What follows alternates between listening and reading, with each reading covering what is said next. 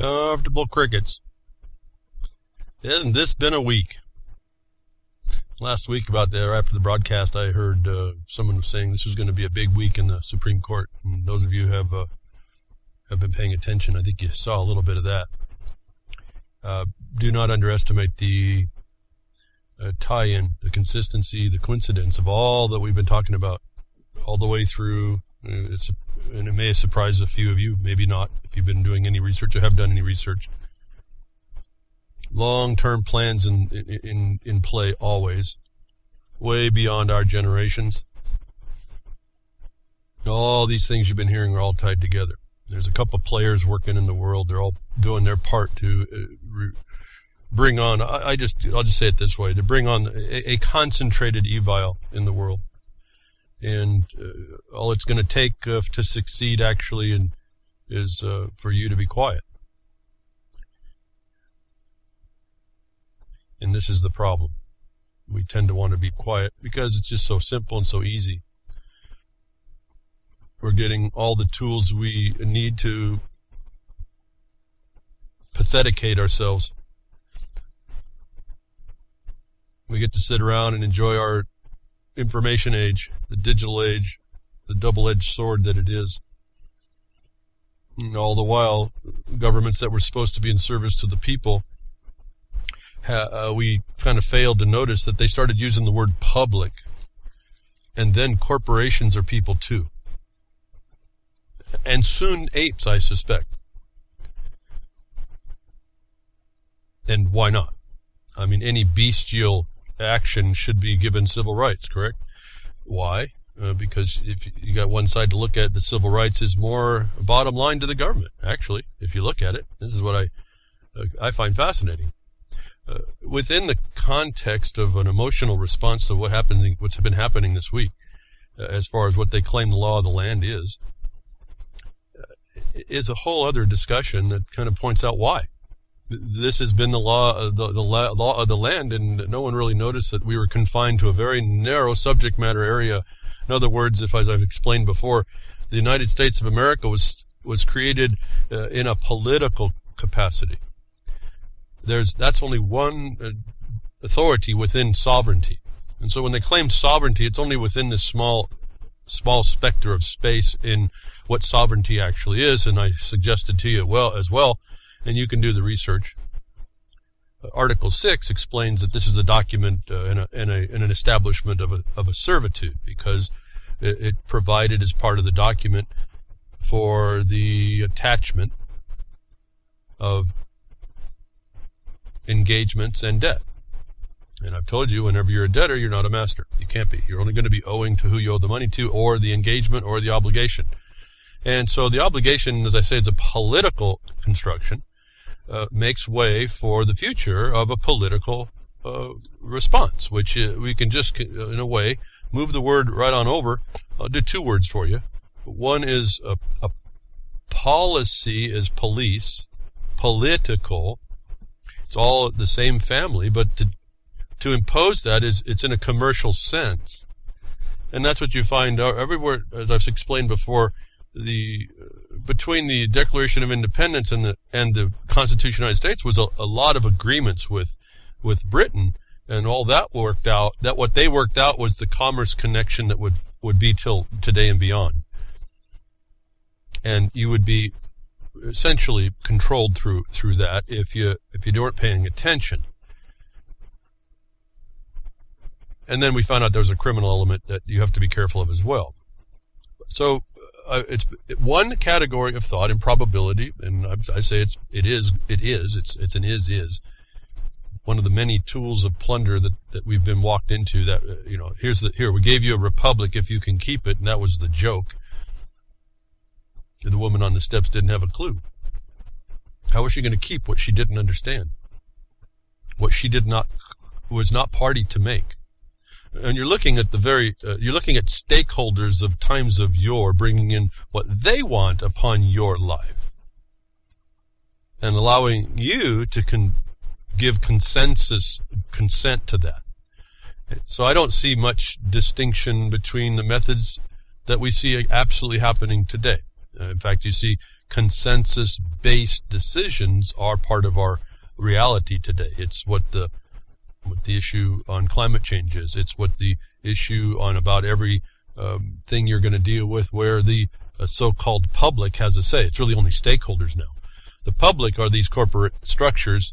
The stakeholders are those public structures that are going to be in on the take, how the plunder operates. And they're utilizing the function of government. They have displaced you, the people, literally the people, not the people as corporations, out of your own existence, and no one paid attention, or those people that did see it are all pretty much dead now, pretty close. Because a lot of this happened for sure in the writings, that it's not an opinion. It all happened back in the early 50s. The say about the corporate structure. That's another category. So we see the commerce connection going on, and so I've exposed to you as all these vaccines that are the bottom line. We've exposed the pharma as the bottom line. Bio is the bottom line. It's whatever the people, the corporate now. People, corporations are people too. Whatever the bottom line is. You see the TPP is, the TPP-IP. All this is funneling in through and will utilize a financial construct.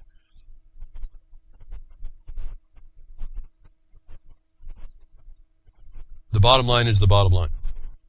And so it's pretty predictable what you will be able to see coming out of something like this, where the people ceased to be vigilant against the oppression and occupier that came in so many decades ago. And I guess I could say within one lifespan, if a lifespan is a generation, they've done it within a generation. They've done it just in excess of what, let's say, a life generation would be, which would be your father having you having offspring, about 40 years or so, half of that. They've done it just over that time, and nobody noticed. Well, and then we came back because the oppression in the 90s became so. It actually started in the 80s when we see the dysfunction of the financial construct. One bubble popped. We saw one of the Asian countries come in and buy up a lot of our property, and then I told you that predicted what would happen in the future, and now China is at one of the next ones. That again, the corporate structuring, the function, the governance, the abandonment of government in favor of governance is what we are dealing with, and the governance is a corporate governance, and always the shareholders, if you can say this way, the counterfeit government called governance will look to the bottom line to its shareholders, and those shareholders are the stakeholders. Those stakeholders are the ones that pay for this thing to continue, and they continue because you keep voting with your interaction. That I explained it, and I find this, like I said, completely consistent. The climate change and the Pope, and then on the next thing we found out the Pope's now in California, and Jerry Brown's all over this thing. Well, I find out doing some reading a little bit, and just some passing reading. Not like I have a lot of time to study this, and there's just so much to talk about. I'm just almost to the point. I've focused on a very narrow area. I'm overwhelmed again on all the talk there is to talk and explain to people that I wouldn't feel like I had to explain it if I saw more people understanding it. That to me is a pretty clear thought. When I understand this stuff, I just kind of go right to the end, the result, and say, okay, I'm not going to let that happen. I don't have to work through the minutia of all this and be clouded by the smoke and mirrors and whatever. That the Pope comes out and he talks with California, and Jerry Brown's all over this, and these are like, you might call them ultra liberals, but they're not. They're part of the New World governance construct issue that we can see through green religion, and all this is happening, and that state has really been going through a transformation, as they were predicted. The change is happening in California pretty quickly. That we reported also, all in the same kind of time frame, that California was going to go to very strict vaccine measures. Again, these vaccines, remember, are underwritten by the federal government as a complete immunity to the manufacturers. Again, the bottom line. And then they put it on the taxpayer back, if I can say it this way, not everybody's back, but the taxpayer's back by saying, well, we will, the government will subsidize this immunity by having a court, a vaccine harms court, and we will pay out from the Treasury, the common Treasury, all these funds that we charge a little bit on the vaccine side to pay into this. And then you understand the government's buying all these vaccines, so they're charging you again for this little 50 cent per shot, per jab vaccine charge that they're going to pay to these people that are being violated, damaged, and killed. And we all believe that's proper. No one says boo about that. I've reported about that. But this is part of there's a whole lot behind the vaccines. It's not just the bottom line. They have a function. We can go through and discuss all this. To me, it's irrelevant. The fact is they're harmful. The fact is they're given immunity, and the fact is an oppressor and a tyrant and a criminal is doing that. People inside what appears to be a government are turning this world into a corporate governance, and those of us in America should have seen this and been more vigilant and diligent against it, and we haven't been. And the California issue really is the epitome at this point of this problem. California lawmakers on Thursday approved one of the toughest mandatory vaccine requirements in the nation, moving to end exemptions from state immunization laws based on religious or other personal beliefs. So you got to consider that. This is really an interesting problem. You're dealing with a lot of interesting things that are kind of going under the rug here. Remember that on the one hand, against you is used the supremacy clause of the Constitution on the federal side, and then on the other side, when they want to give it up to the state, when they want to run the end game to the state, they say, oh well, the state is sovereign against the federal government; they can do what they want. You saw a little bit of that being beat up in another Supreme Court decision this week that I'll get to in a second. But listen very carefully that they're going to go. There's not going to in California. They're claiming that there's no religious or other personal beliefs exemption. Everybody will say, well, you can't do that. The First Amendment forbids it, but be careful. But if your state constitution doesn't forbid it, look very careful that the Constitution, the federal Constitution, only applies to Congress. It doesn't apply to the state legislatures. It may by way of the 14th Amendment, but that's dubious, and we know what the 14th Amendment does. That made slaves out of everybody and imposed civil rights, and we're going to see this in the news this week. It's very interesting what I see and what people are touting, and then the propaganda, like love wins. What a joke. Love didn't win this in the other story I'll be coming up. But let's get to the vaccine. I want to point out something. I've suggested to you all that will listen and to look and to consider, to contemplate and to figure out. I said, pull the ring out of your nose, pull the ring out of your nose they've been pulling you along with. Pull the ring out of your nose and take a moment and rest. Actually, take a step off the road and take a moment to rethink what's going on. Look at what you see. Do research and do it diligently and do it quickly. Do not tarry on this. And figure out what you're really looking at. Not what you're told and not what people say, but what you can find out for yourself. And I hope I can be a resource, as I told you. You don't have to trust me, but I ask you to trust me just enough to put you on a trailhead of discovery for yourself regarding these things. That you trust me enough to not place you on a trail that's not empowering to you. And I have found, I've been a lot of places, read a lot of stuff. I may not have seen everything, but I've seen enough to give me the concurrence and confirmation of certain other things that I use. I didn't need to see more, that you may go down and I can point out to you what I've found, and I do it on the broadcast, and I do it to anybody that has a question as best as I can. And I say, here's the trailhead you're after. Why don't you research down this line here first, and then you go down and you tell me what you find. I mean, beyond what I found, because I didn't go look at it all. But you'll see enough when you finally do that. You finally commit to the condition.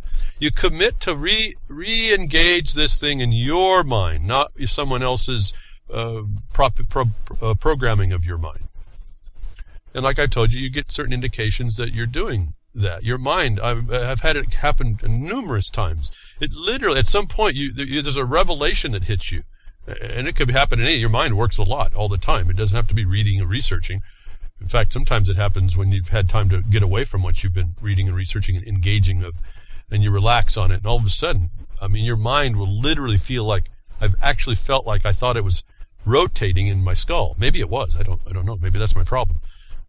I've got a free floating skull problem. Maybe that's anyway. So you literally, and then at that point, you get like this flash awareness. As I said, the spirit comes into you about this thing, and it's really a comprehensive and profound understanding that develops. And when the mind flips, it's not just an understanding of how something connects the dots and how that, oh, I see that. No, we're talking, it is a whole, I don't know if I want to use the word paradigm, but people understand that. It's a whole awareness reconstruction that happens. And I can just tell you, when those of you that do that, and you do this, you'll have those, you'll know what I'm talking about. Those of you that won't, and it won't matter. I mean, you'll get there. When you start applying yourself, you will know what I'm talking about. It happens to about everybody I talk to that starts to come on to these things. That give you the awareness that you're reprogramming your own brain by your own concerted truth, the one you apply, not the one you tell, or you think you're telling. That's why I put everything in categories of understanding. I don't know what really is working for sure. I just know lots of things are working, and I make sure I try to respond to all of them at once, the ones that are the most active. And there's a way to do that. In other words, it doesn't matter who's coming at you or what or how or why. There's a thread, it's a narrow path that we've been told is there to respond to every one of them. It's a fascinating observation. In fact, that was one of the ones that made my brain twist around again. It started floating around, realizing, wow, this is really, there's a core answer to this stuff. Now, those people may not agree with you, but that's the nature of the battle that we're in. That I wanted to point out, not that their vaccines now are almost impossible here in California, that they're going to impose the plunder, they're going to impose the harm. They could care less. These people absolutely are concentrated evile. I'm going to tell you that, for lack of any other description, this is what we're watching coming on to the stage, that stage of the world. What comes on the world right now is a concentrated evile. And it's very subtle, and it's very charming. And that's why I say you all need to really rethink so that don't succumb. And this is my concern. When I saw the protocols of the elders of Zion, it really showed me that there are some sharp people that understand very deep things about us. That was ultimately, we have a serious weakness that we can never ever think that we can protect against. That's a very difficult consideration, and because how do you protect against the unknown? Well, other things will start coming in that'll give you your sense. It's like your sense, your intuition kicks in a little differently. Again, this is another development that happens as you start realizing you're dealing with ghosts that aren't. You're dealing with the ghosts in the machine that are actually functioning people that are just advancing literally a concentrated evile. It has to be concentrated evile to pass what we consider to be a law to cause harm to people and give the people that do that immunity. You have to understand the depth of this evile. So the Pope's involved with this part. Jerry Brown's involved with it. It's all around us. These people are everywhere.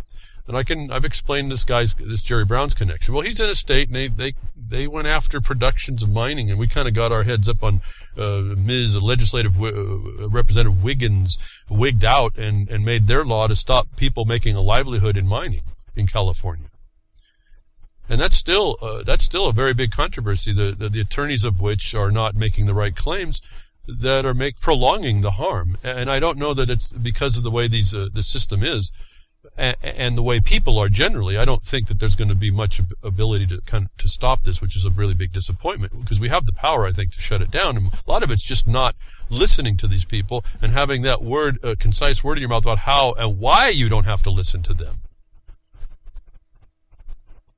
So this is, for those of you taking some notes, this is serious. We're coming to a serious time. That if you don't get how serious this is, that California went to mandatory vaccinations and they built up the case law to be able to do this.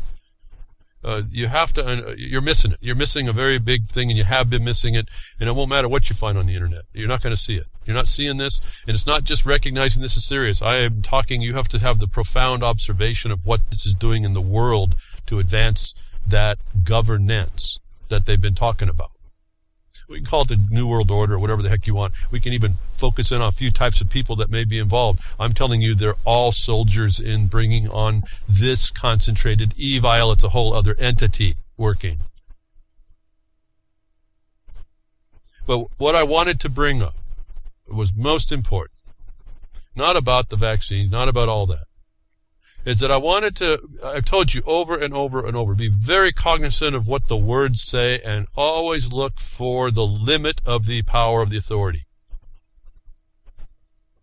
Because there is a limit to the power and the authority, even within a police power constraint. Police power is that supposed governmental function that looks out for the safety, health, welfare, morals, and whatever on and on. There's like 7 different things.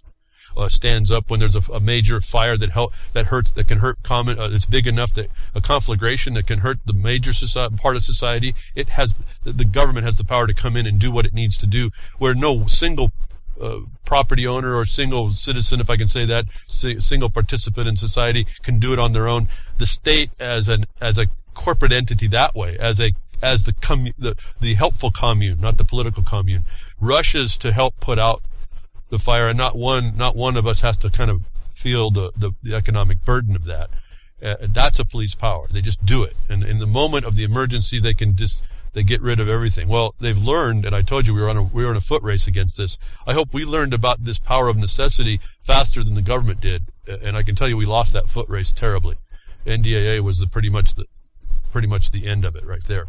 You hear people to the contrary this week that say that something else this week was the end of the Constitution, and I just look at that and I have to kind of chuckle, and it's not a funny chuckle, but it's a chuckle. People just not getting it. They're not understanding what they're up against. But this case in California is very, very serious and interesting at the same time. And I told you these dark storms that come on do have silver linings, and we can look for them. Those linings may be thin, but they're there. And I almost now look forward to I can't wait now till this oppression becomes so great, the pressure becomes so great, the regulation becomes so great that finally people get it. They're not going to take it anymore. They've had enough. Enough is enough. They're mad as Hades, and they're not going to take it anymore. And I really hope that I don't like that it may go there because other things can happen. But if that's what it takes, I'm cheering that on fast. I want this ended. We have the ability to do this. But here in this matter was a very important, despite this overriding umbrella oppression, there's always an answer to the limit of these authorities. And it came up again here. And I'm going to read this, and I want you to contemplate what I've said in the past and recontemplate today if you never thought about it, that there is a limit to jurisdictions. And as I've told you all, you point your finger out. Remember, you got 3 pointing back. I've said this for years and years and years. Be cautious you aren't blaming somebody else for some stupid act that you'd done that you didn't, were too ignorant to know you'd done. And that if you undone it, maybe you can undo the servitude. You can keep a buffer between you and that thing that's out there to oppress you. And I've found out, even if it's in a corrupt system, you at least you make it a public, you make it generally known this oppression sits there to tell the other prairie dogs. Hopefully they're not so much prairie dog that they jump in their hole, just run in the hole and hide. Hopefully they kind of pull out their 45s hanging behind them and they protect themselves in the incoming eagle or coyote or whatever the predator is against us in our diminutive capacity where we're not really responding to these threats. But it was very interesting on all this. Despite this oppression, this overriding oppression and control by the state, there is an exception. And I've told you this, you have to cut your ties with the system. And you have to find replacements. And you have to become self-reliant. And it's right here. For as oppressive as this all is, and for we heard the report behind the Woodshed here a couple weeks ago, that people would be moving, flocking, voting with their feet and moving into a different state if this happened. There was an exception that would mitigate what you had to do. Now, some people say they can't do this, but I'm looking at this as you either agree with concentrated evile or you stand against it. And I mean this literally. that there was an exception, and we won't go through the word parent being guardian, custodian, state custodian of the ward of the state called the child. I won't do that. It says that here, but let's not go there for those of you that would keep tabs of that. Let's just use mother and father and replace those words. And this is the distinction and the separation and the chasm that needs to be jumped by the system once you do this and cut ties. That it states that parents could still decline to vaccinate their children despite the removal of these things. That they could decline to vaccinate children who attend private home-based schools or public independent studies off campus. All of a sudden now your little elementary schools are campuses, aren't they? But off the point. The point is that you start here to see the limit of jurisdiction. It's not just about homeschooling your little ones, is what I'm trying to point out to you. It's not about that. It's jurisdictional. It's the extension of powers that can only go so far. And I think we all have to, I've been talking about this for years, as we move closer and tighter and more obscured into the imposition of this concentrated evile as I see it. It's actually concentrated evile, getting these people to move people to it is what's going on. That you are being requested to make a choice. And that choice is, do you stand against the evile as best you can or not? And within the black and white, I tell you to read all these years, get the black and white in your eyes. Why? Because as I've told you also before, in experiential conditions, like with the mining law on the river, with the cop wanting to know, try to fraudulently create that something I was doing that wasn't happening so he could find me in violation of the law. I explained with the black and white law the limit of his authority, like I'm pointing out here. Those of you who do not want to vaccinate, this is the distinction here, not just about home schooling or independent studies. It is a jurisdictional and a power extension position. That is the example that I've been telling you. This is one example of the many things I've been telling you when you get the ring out of your nose and you pull alongside and you rethink your position in all this. And you look around all the things you might have done to get yourself involved. These are the indications of the limit that I've asked you in the past to consider cutting and not re-engaging. Don't re-engage with a slavery. And this becomes the public education is decidedly what they call a benefit. We look into that and we find out it's actually not such a benefit. The only benefit is to the system that it imposes it. As we see, Common Core it's really trying to, with these vaccines especially, makes your little ones to be just robots essentially that will do what it's told just to have something repetitive to do. This is the dysfunction that they make, and that's what they're going to teach you, your kids, your little goats. They're going to teach them in that public school to come out and be just living within their own misery. This is the future here. You talk about future generations. This is them. That you can continue in the benefit of the government or realize it's a parasite and it's a vicious parasite, and worse, it's the instrument of future evile, literally. Again, I don't know of anybody that can look into these things and come up with anything else. I don't know how you can. I don't know how you hurt people. I don't know how you define them, defile them. I don't know how you imprison them. I don't know how you even imprison them without them thinking they're imprisoned. I don't know how you do this stuff to people. You use your gross national product as a nation is how many people you bomb in another country. I don't know of anybody that would look at this. I mean, that's not nuts. That isn't part of the agent of this transformation and change into concentrated evile existence. And believe me, you're not going to be the ones calling those shots. That I can't see anybody that's got any kind of scruples or morals in them that agrees that this is something right. That we have the indications, and I wanted to point out around this, that you have to look at this jurisdictionally. So you hear me behind the woodshed, I talk about challenge jurisdiction. You challenge authority. You don't challenge it like the hippies in the 60s. They did that to make it go in our mind and in our mind and then out of our mind. That's how we did it. Peace, love, and whatever all else. I told you I just missed that time, so I didn't quite get into all that. But I noticed how stupid it was at some point because I noticed what happened right after that. and it wasn't any better. Without being involved, I was able to kind of see that things weren't going better. And there's a lot of people that didn't understand that.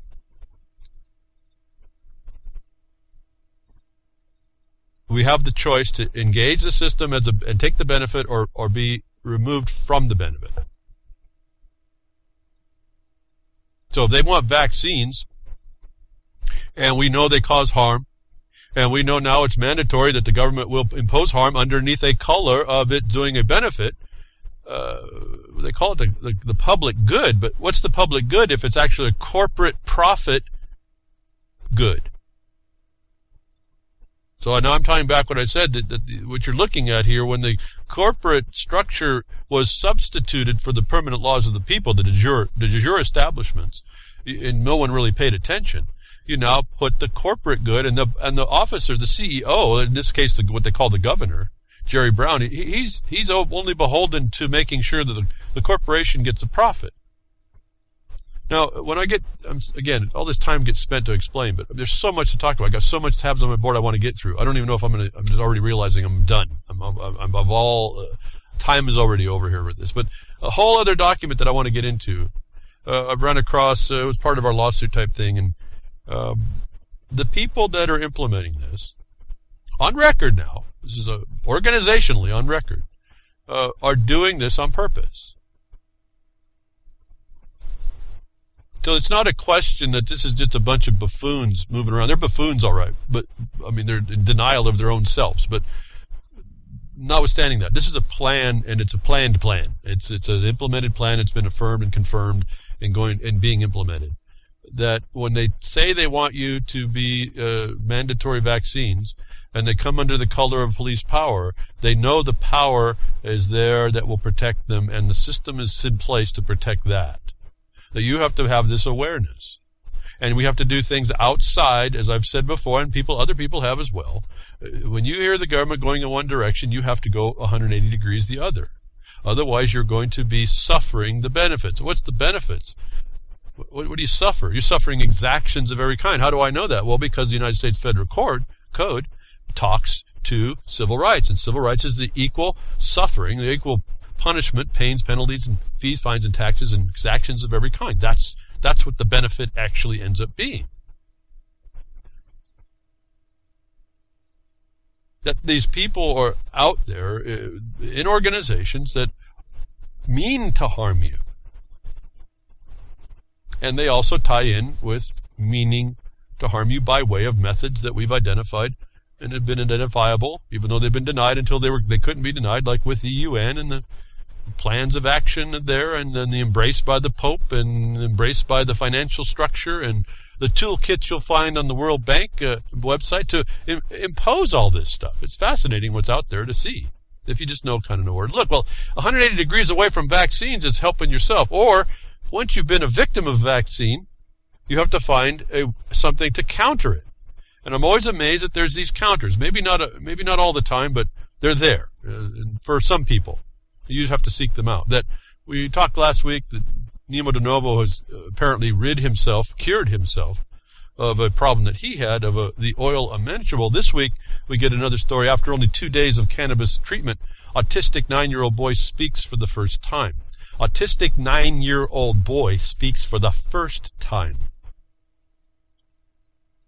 I tie the autism to vaccines. I don't know whether or not this ends up becoming, I can't remember another story again. I got all these things so much in my mind. It's I guess it's important to know whether it was, if I'm going to tie it. But he went through chemotherapy and radiation for some neuroblastoma cancer. Apparently fried his brain pretty good.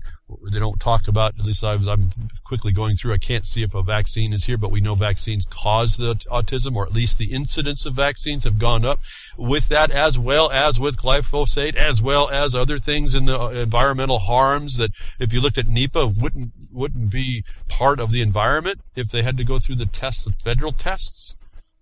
I'm not talking FDA and all that. I'm talking about environmental harms through land management uses. That autistic boy uses cannabis treatment. Again, now proof that for you, if you're worried about a damage that's caused by these people like the Pope and the Browns and of the world, who and the government, federal government, want to impose harm on you, there may be help in the form of a natural plant. Instead of maybe taking the vaccine, learn hygiene. Remember, the measles was not. We find now the measles in Disneyland was not started or continued by people who had people who did not have the vaccines. It was with those that did have the vaccine. And so we got it. The whole idea of what we're told is, again, 180 degrees out of the way it is and the way we have to respond to it. And we have to understand that. We have to understand what we're told is not not necessarily wrong, but it's not necessarily right. As I would have thought authority and looking up to my teachers, and I think I had some decent teachers.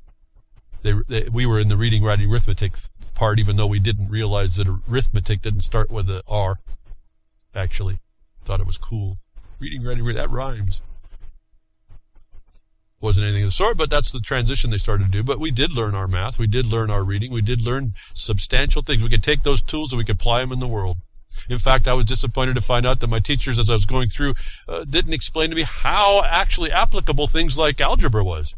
I was not interested in algebra. I could do algebra without being told for some reason. I don't know how I could do it. I'm saying like years later when I had to go do it through college tests, I never took algebra. Never did well at it all, but I could pass the test years later. But then I found out right after that in school, algebra can be used to build stuff ahead of time. That's what engineers do. No one explained that little detail. I was really disappointed. I learned, there was an applicable need for this. And then you find out as well as it's starting to get into programming, computers need these formulas. Their logic base is worked on formula, algorithms and things, as math. Just a language of instruction. So there's lots of stuff that we're not even told, and there's stuff that we're told wrong. And we're getting now more into what's happening with one of the many five. I've got a handful of things now that are becoming diversions in my mind terribly. And wrong information generally. That I told you last week about this Confederate flag. You need to all go read what real history is about to find out that, well, there's just so much to speak about I can't. This whole thing is a setup. Those of you that are going to have got the ring out of your nose and want to find out, you've already went and did some research. I have a link for some information you might want to read to help you along quickly about the South and the Southern independence and what the flag might actually stand for, or better than what you're being told, that's being used as a divisive condition to also destroy an underlying foundational principle about who people in America are supposed to be. I understand now the late-breaking thing. They actually want to dig up two of the bodies of the people, the leaders. Maybe Lee was one of them. Dig up their bodies and move them out of Memphis or someplace. I can't remember. I just quick look how ludicrous this becomes. And it's not our problems.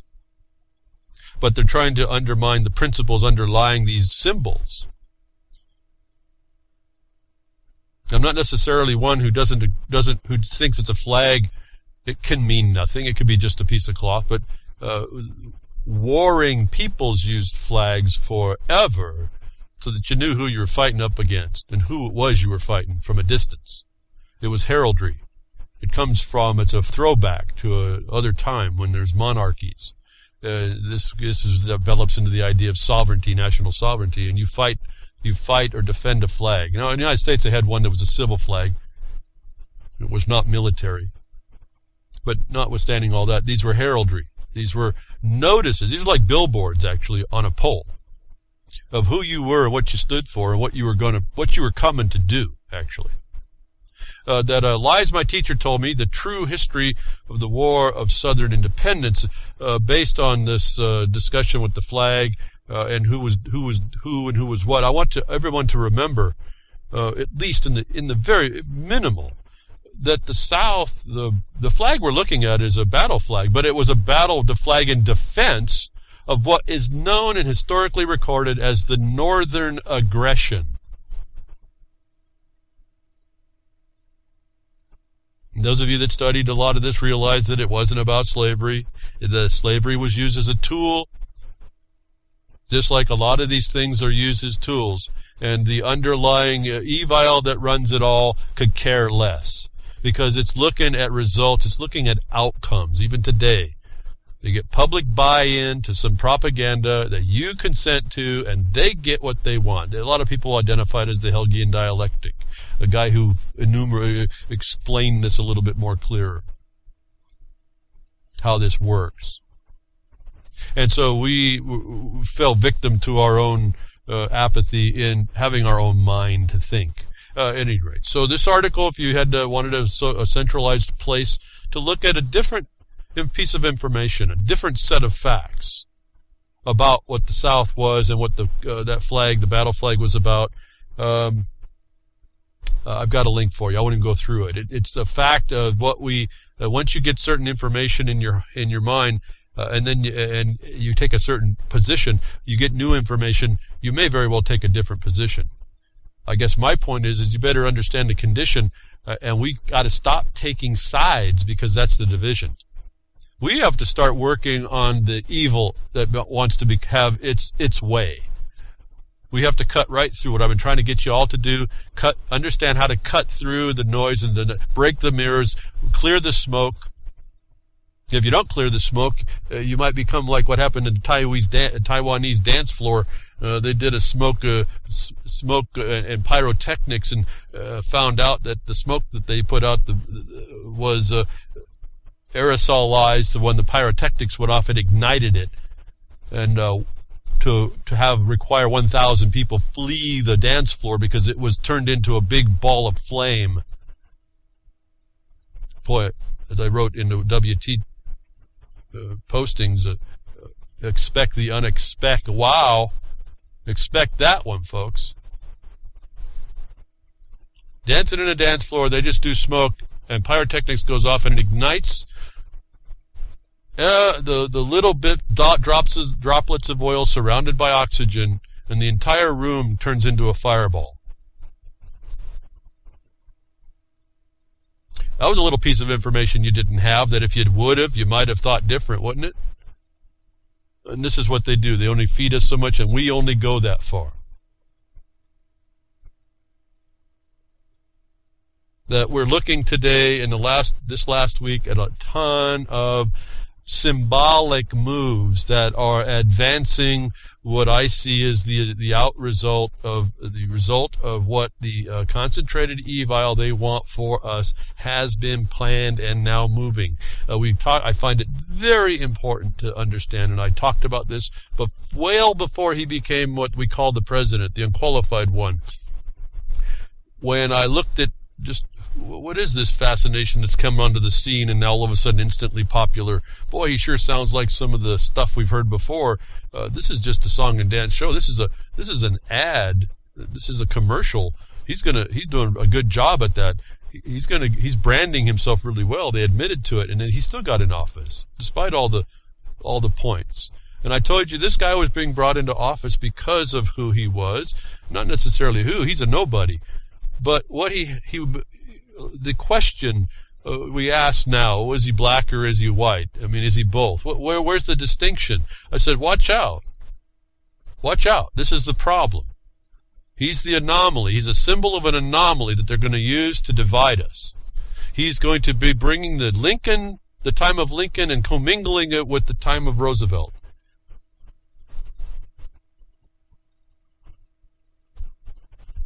And we're seeing that day to day, folks.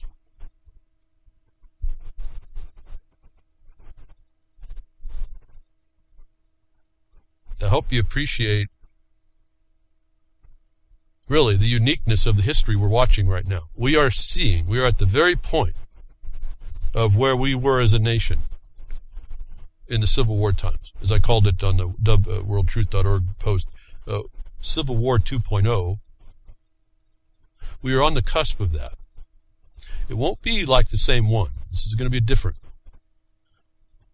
This time they figured out how we're going to do it without firing a shot.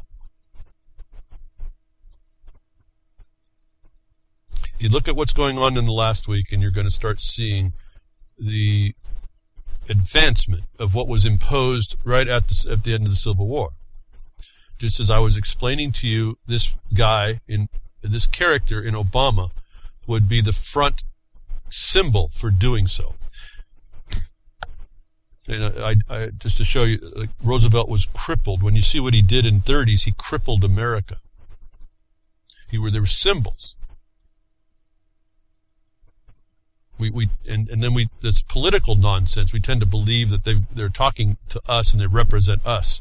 Long since have that stopped, and no one says any different. Like I was suggesting to you back in the 50s, we went from a de jure, what we would think was a de jure construction and establishment, into a literal corporate establishment, following the Model Business Corporation Act. Governments that follow the Model Business Corporation Act. Research that, folks. One entity brought that in, and one entity controls that right now. One entity is the one that causes governance through it, and you think it's a state. That all these people that come out of these offices, we think they are, these representations, are really corporate constructs. But they bounce, be careful, they bounce between constitutional and corporate as they want to, because it's all about keeping you mesmerized at some point. That we talk about these rights, you think you have the right of free association, and then California comes up with the mandatory vaccines. Well, I don't have a freedom of association. Well, no, not if you take their benefit. But that's the dividing line. Now you also, in the same week, we get somebody who supported what the Republicans think. Republicans are supposed to be conservative, and they're supposed to be, property rights oriented and conservative in the constitutional manner, that our rights are what they are, that the state governments are sovereign to the federal, and the states are amenable to the people, like you see the Declaration of Independence. But in fact, the people that promote these people and these parties are no good either. And we have those of you that want to be party affiliated. That's another another leash on you that they've got. We see the evidence. Karl Rove, only way to stop the violence is to repeal Second Amendment. In the outflow of this Charleston thing, the only way to stop violence is to repeal the Second Amendment. This is from Karl Rove, Republican strategist. So if you think these people, these politicians and these supporters of politicians are looking out for you, you really have to do the rethink. And this is what you're seeing coming out now. Their work, the hard work since the world changed at 9/11, they were able to move all this stuff in and through. As I was talking to you, all these security acts of all natures were coming through. This was the external concentrated evile speaking through these people. They don't want you to have any idea, and they want to make as a changeable or transformable condition these things we call amendments to a constitution, which in some regard is irrelevant. And why? Because the people have not enforced it. They allow the nonsense they hear in the last week to be here. That if you thought the Republicans were looking for your right to bear arms, well, you're mistaken. This is certainly, this violence is to repeal the Second Amendment. Why isn't the pharmaceutical drugs or the psychiatry front page news here instead of any inherent and inalienable right you have to defend yourself against anybody? I didn't say attack, I said defend. And I have a wonder, where is it that it says that you can't have a gun in church to protect yourself? You think that's a sanctuary? So Karl Rove says repeal the Second Amendment, that good for the violence. Well, I would like to wonder about that. Do you think that maybe as soon as the Second Amendment's repealed, that the United States would move all of its tanks off of foreign lands, destroy its missiles, stop beating on people, stop killing its own people? Do you think that would happen? If you think this kind of a soldier is really thinking out for you. As I've suggested, to me, it was real simple. When you see and heard the story of Cain killing a brother, killing Abel, Cain killing Abel, the brother killing a brother, we were done. There was just not going to be a way to resolve that. So there's no one out here going to save us. There's no one to represent us but us. This idea that there was something there protecting us is really coming to the present. That what is going to be instituted in the governance sense is what we see in human rights, which is your rights are only relevant to the value they have to the governing body. As we found also, the notice to us is it won't be your consent. If you don't think you have the right to not consent, that they have the right to kill you, and you think that any lesser rights come in to not consent to what they want, you're deluding yourself.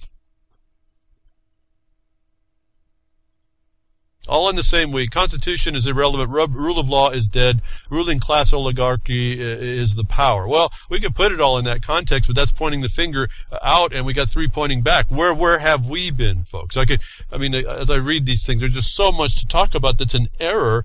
It's a right sentiment, but it's an error if you start applying what really happened. Rule of law, I call it rule o law. That's them. It's the Bar Association.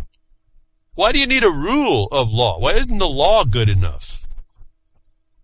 Why do we make this euphemism, the rule of law? Wherever the rule of law goes, so goes democracy. Mob rule, destruction, chaos. Why do we completely embrace that at all? We need to throw these jerks out. The rule of law is a tool of plunder and murder. What happened to merely the law? And I go back, and I hope some of you put this together. And I know it's kind of hard because I don't talk about it in context sometimes. Remember, the only reason for law is to protect property. Without property, there's no need of law. You have just whoever is the biggest thug with the biggest club. And don't diminish the power of the club of Rome to beat on you right now. So I just read a headline. Constitution's irrelevant. Rule of law is dead. Ruling class oligarchy is power. I opened the broadcast saying that the Constitution was a tool to set up against you, and we didn't fix that. The rule of law is dead? No, it's not. It's working fine.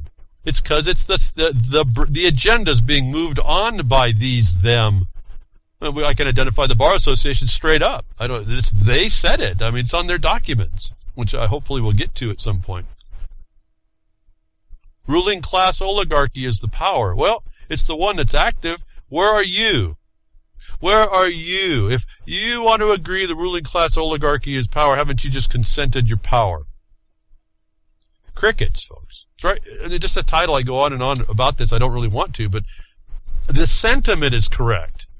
I always find a duality. We could talk that it's right, but it's not right. It's right in a street kind of concept, passing by each other. Rule of law is dead, and a general idea that there's a system of laws that protects you. Well, there hasn't been.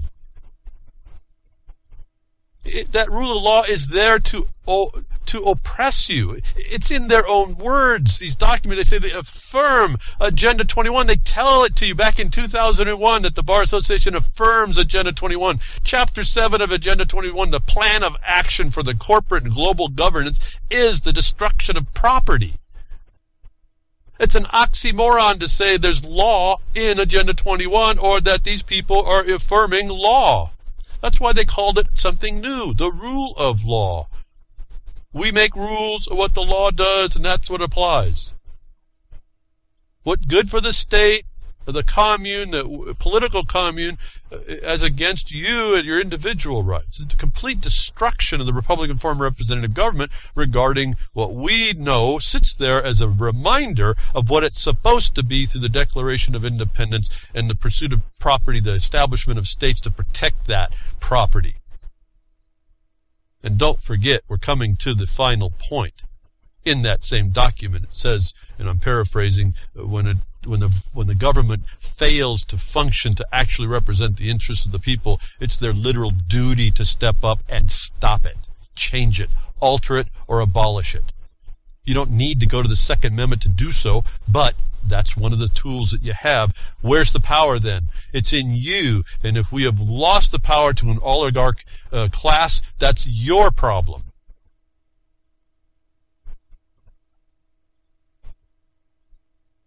And I guess a lot of people don't like hearing the fact that we're our own problem. And so we don't come shoulder to shoulder as fast and as much as we can. I mean, and all I'm telling you, it's not as a disappointment. It's not it's the notice to us that it's time to act, folks. It's time to take the bull by the horns. We can't let the bull run through destroying people anymore, running through town, breaking all the stores, breaking people, running them down, hurting them. It's up to us. As almost mind-bending as that seems.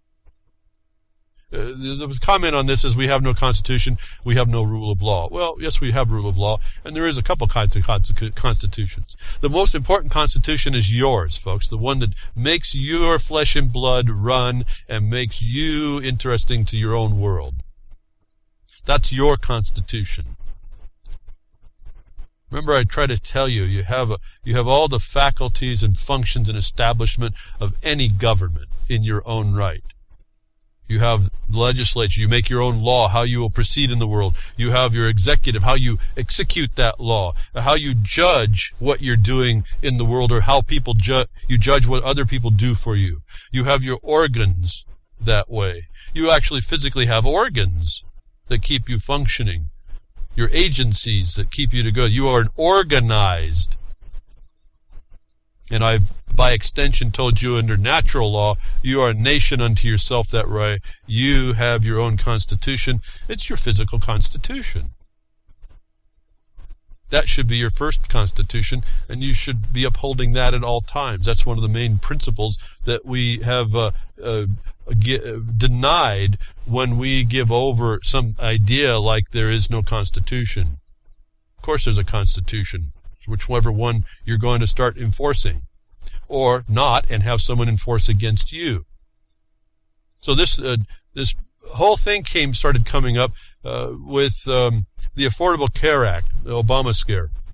It's actually gotten a new name now. It's actually probably more appropriate now that we find out. But this thing, what I found interesting about this story and Obamacare and passing, Congress passed the Affordable Care Act to improve health insurance market, not to destroy them. That was a decision by Chief Roberts in this. Congress passed the Affordable Care Act to improve health insurance markets, not to destroy them. What did I tell you, folks? This was about the bottom line. This act was about giving health insurance markets better monopoly. Chief Roberts just agreed to that. Remember, I said that and didn't have an ability to read that law because I think it was Pelosi said, well, you'll get to read it once we pass it. You get to see what's in it. Remember. So I'm saying this based on method. Prediction without method, by methodology. Chief Roberts agrees. This was a care to monopolize essentially mutual funding through insurance.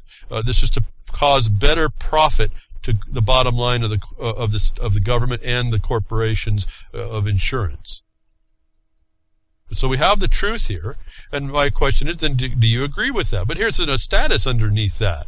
There's a status underneath all the authority, the limit, the jurisdictions underneath it. It's the same kind of a limit that we hear in California. Just don't put yourself in there, and we can't touch you. And that's just defining that Model Business Corporation Act, which said, well, we substituted, we've supplanted your law. You have to make an act, do something to affirmatively agree that you are coming into our benefit and protection. Otherwise, you aren't protected by us. And everybody said, okay, I'll go do that, instead of saying, well, I don't need to be protected by you. Whatever your thoughts are on that, you could have jumped into what would seem to be most natural. I'm protected. God guides me. I just go by God. Why would everybody need to go by a bar association edict? What's wrong with God or whoever, or the absence of God? I just exist just because of nothing. How fortunate am I? Everyone, again, if you have your own government, your own nation under yourself, and you're not out making war on other people, you shouldn't expect to be hassled too much. That doesn't mean you're not going to be made war upon, but that shouldn't be a government that's representing you. There's no power in a government to do that. But what happened? What came out in here was another thing I wanted to point out. Again, these very subtle things that are in the news to tell you something.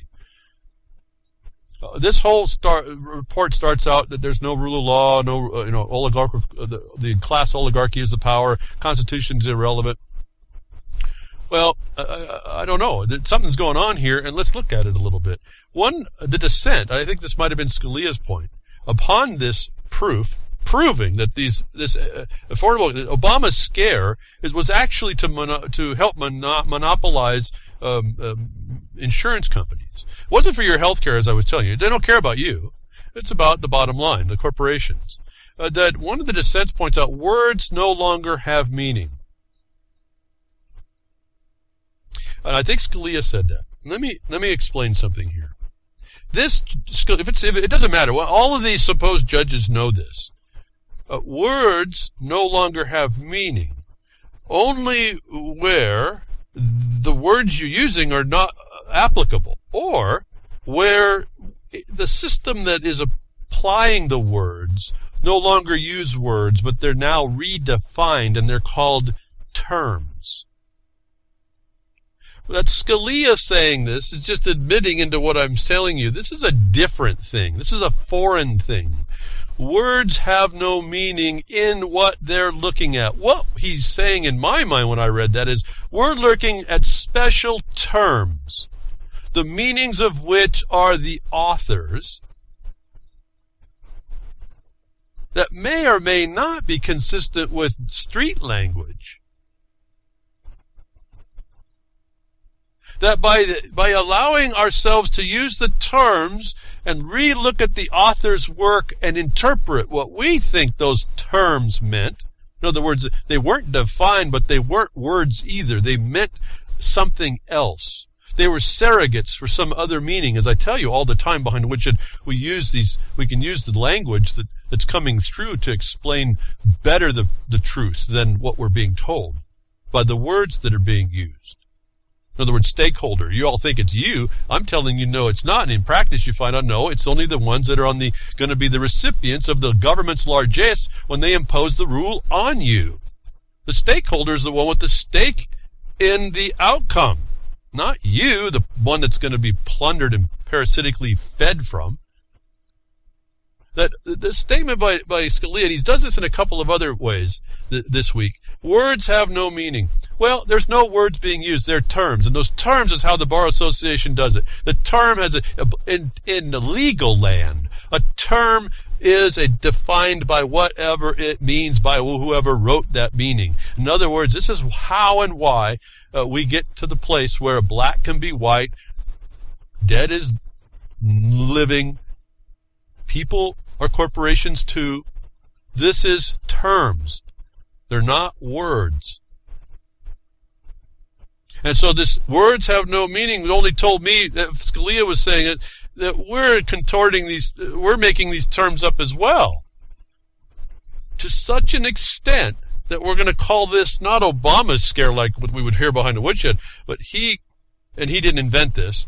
This was invented by somebody else back in 2012. But because they are just making up this stuff out from the terms, it's now been determined to be SCOTUS scare. Supreme Court of the United States scare. SCOTUS scare. Because they're inventing this. And the question that I have is why in 2 attempts, and this is where you start to see you don't live in that constitutional aspect, why in 2 attempts where we see reports, everyone's seeing the words, the SCOTUS, again, the Supreme Court redefines words and phrases to save Obama's derriere. And that's not that fresh stuff you smell in the country around cows. The words and phrases is even something that's not correct. Words and phrases is a whole encyclopedia of what they call words and phrases. And if you find these phrases in the book, they're words and phrases, but those are terms. They don't redefine words and phrases. What they're defining is how the term was intended to be used by the author. And they've done such an interesting job that no one recognizes it, but they all believe that it's still functioning, and yet nobody has answered where the words, the terms now, in the first case, Roberts declared the word penalty meaning a tax. No one has addressed, and I guess I'm saying this because all of the Supreme Court justices are in on this. Nobody questioned how this could even be SCOTUS scare, where Obama scare is a tax that didn't originate from the House. If it didn't originate from the House, it's invalid. This thing should have been dead a long time ago, but now we see the political decision here. And it won't matter. They're going to make it up as they go because they're not using words, just like Scalia tells you, but not in the way you thought. They're using terms, and those terms can be used to go whatever direction they want. And we've agreed to that. These stories are endless here when this agreement to the Obamacare came out. Remember now, this is where where everyone believes they can force this on you. But if you look at the requirements, they can only force it on you if you're in a certain class and certain conduct. And no different than the vaccines, you have to now make the hard choice to not be part of that conduct, or explain how you're not, or put on them how they figured that you were. Like I told you, if you have an IRS challenge, the very first thing I would do as a due process challenge, and to put that on the record, was say, where was the notice for our hearing? And all y'all may be sitting there not knowing what I'm talking about, but there's a hearing that's required to do what? Okay, now we get to the second question. I asked the first one, I let them give me an answer. What was the notice of my hearing? What hearing? Well, the one where you told me that I was that you had probable cause to believe I was an entity doing an activity that was a person liable to the tax. The activities, the records and books of which you told me to keep and where. And under what condition you would be asking me for. Where was that meeting? Now, you've got two questions now. First is the notice. You have to have notice and opportunity to respond. And then you got the fact that if they even thought that you were, they had to have probable cause. And then number three, where was that hearing that told you what records to keep? What records do you think you keep, folks, if you've never been told on what activity it was over what? Do you think your whole life becomes a scrutiny? I guess you can believe that. So I would ask them the question, where did you come up with my person liable status? What probable cause did you have? I want my due process, not just an assumption of a status. And that little thing I just went through really quickly is right there in the code. If you just go read it, don't get lost in everyone's argument. Go by due process. You can take it to the bank. This is a condition of corporate type structuring. That it's a administrative structuring. That's where that comes from. There has to be due process. There has to be paperwork. We call the bureaucracy. So there's complaints about SCOTUS redefining words. I'm telling you they didn't. They just used the terms that were in the bill, and they're just doing the political answer here. Now you have to ask yourself again, if you think Republicans are different than Democrats, why are they doing that? Unless the Supreme Court's bought. It's part of that system. I know a lot of you will say that, a lot of you know that. I'm showing you how you explain that. Because I'm not trying to tell you to get involved with it more than to learn how to expose it, and expose it often and persistently.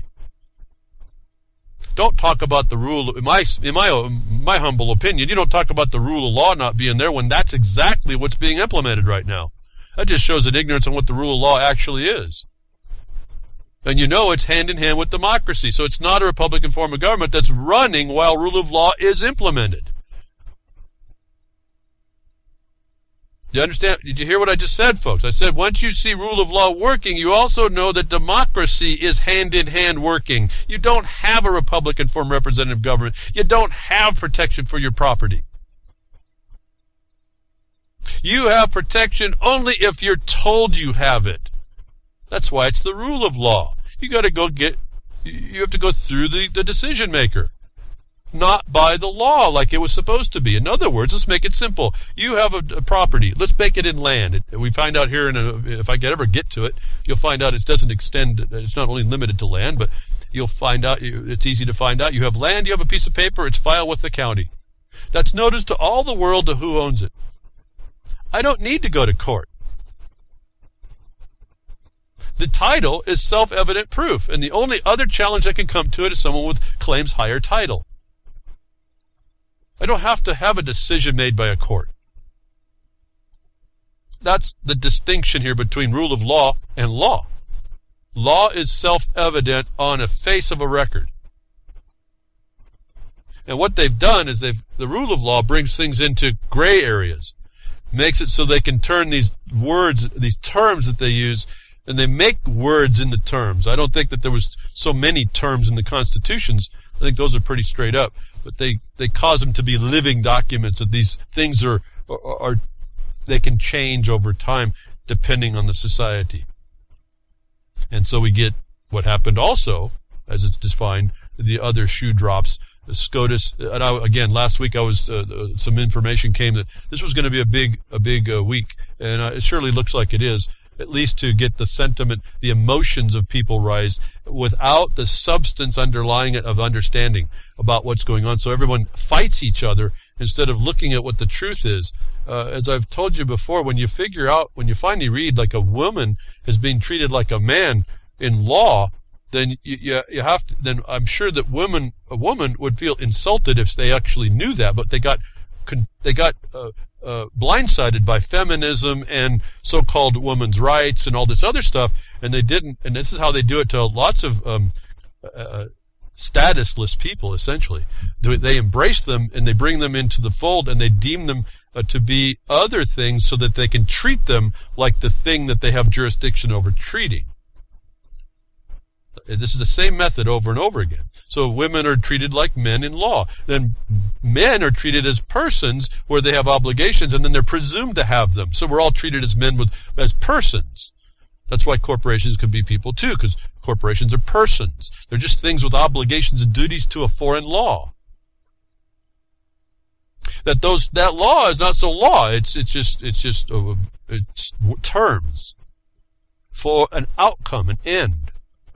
And most of that stuff is written to protect the system. In fact, I'm going through some ethics discussions right now to try and see about whether or not an agency officer has a conflict of interest. And I said, this is a very hard area to work, because when you start reading the rules, the ethics rules were written for the system to protect itself.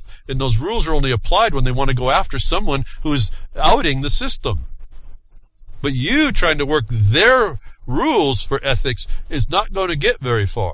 And they've narrowed the door very, very much if you try to go after them. And so let me just leave it there. So you really have to understand what you're after.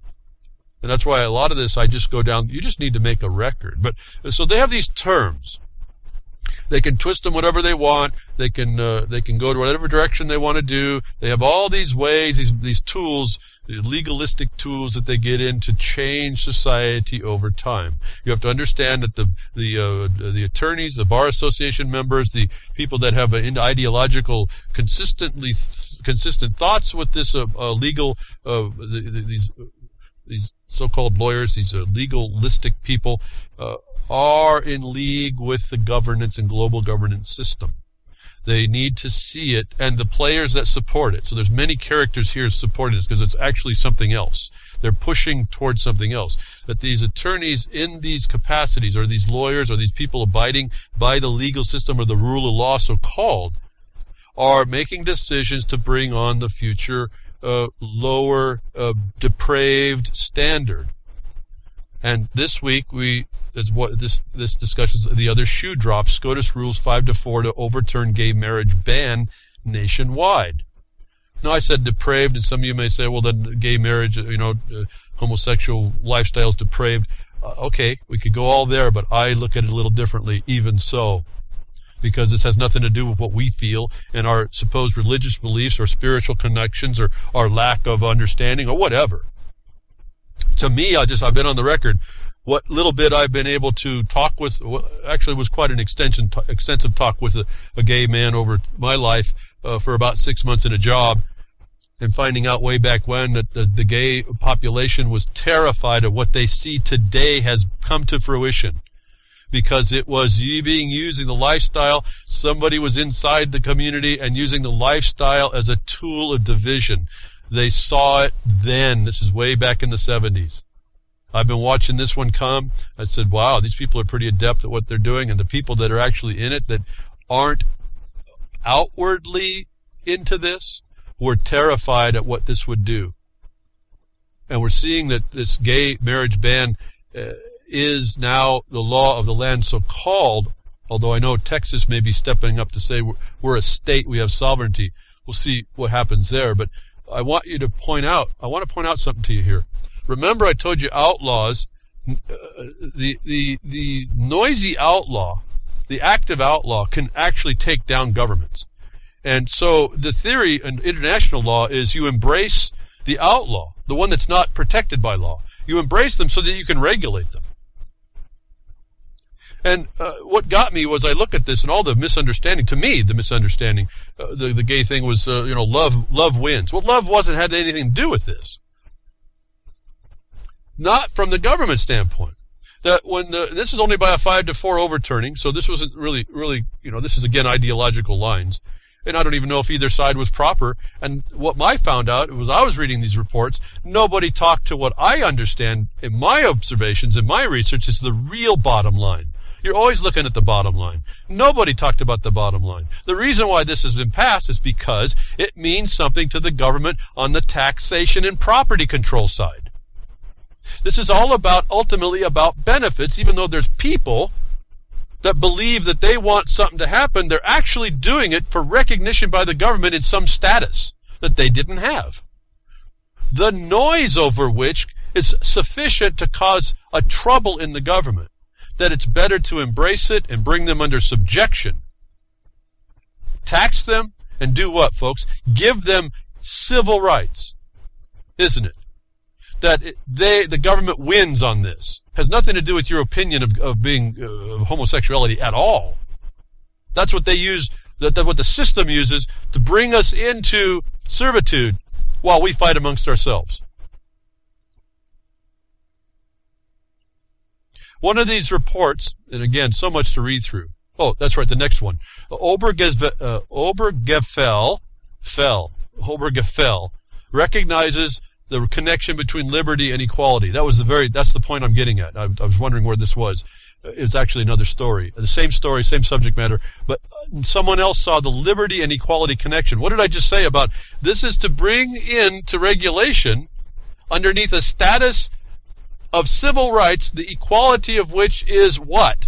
The plunder of the citizen, even the white citizen, to pay exactions of every kind, correct?